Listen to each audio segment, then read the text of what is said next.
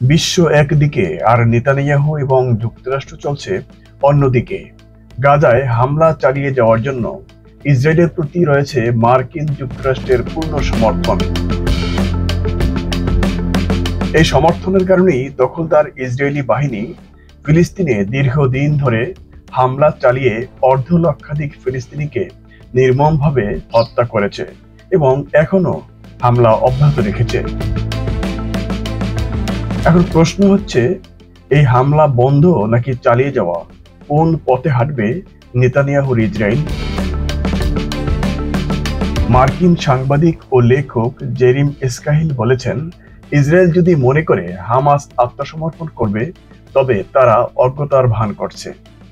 তিনি বলেন, গাজার বিরুদ্ধে যুদ্ধ থামানোর সর্বশেষ প্রস্তাব ইসরায়েল প্রত্যাখ্যান করলে এটি স্পষ্ট বার্তা হবে যে ইসরায়েল আসলে কোনো চুক্তি চায় না।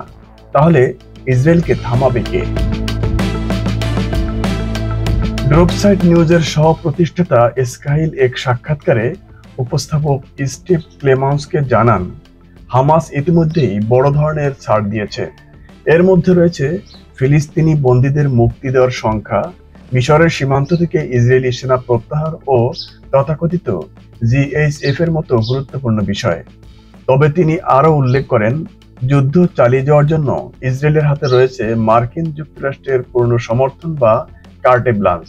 তাই এখন মূল প্রশ্ন হলো, ইসরায়েল কি একটি অস্থায়ী চুক্তি স্বাক্ষরে রাজি হবে নাকি যুদ্ধ চালিয়ে যাওয়ার সিদ্ধান্ত নেবে? আসলে ইসরায়েল যুদ্ধবিরতিতে সম্মত হবে নাকি যুদ্ধ চালিয়ে যাওয়ার পথ বেছে নেবে, এই প্রশ্নটি এখনো অমীমাংসিতই রয়ে গেছে।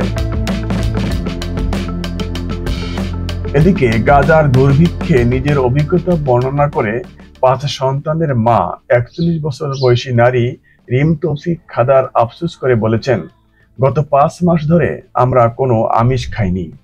আমার ছোট্ট ছেলের বয়স 4 বছর, কিন্তু সে জানিই না যে ফলমূল আর সবজি দেখতে কিংবা খেতে কেমন।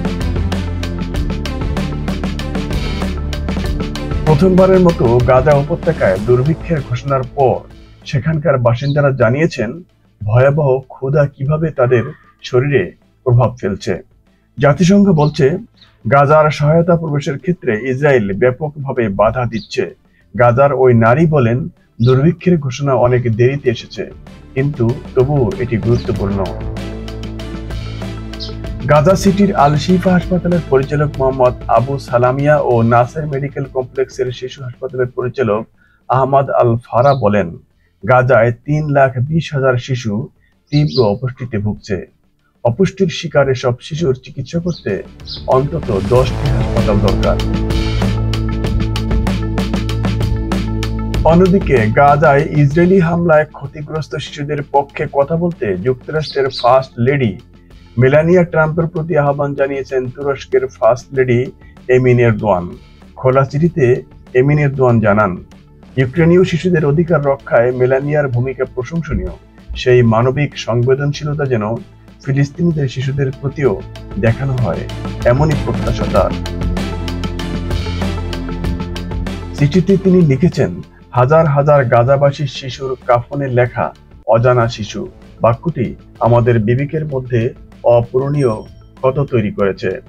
গাজা আজ শিশুদের কবরস্থানে পরিণত হয়েছে।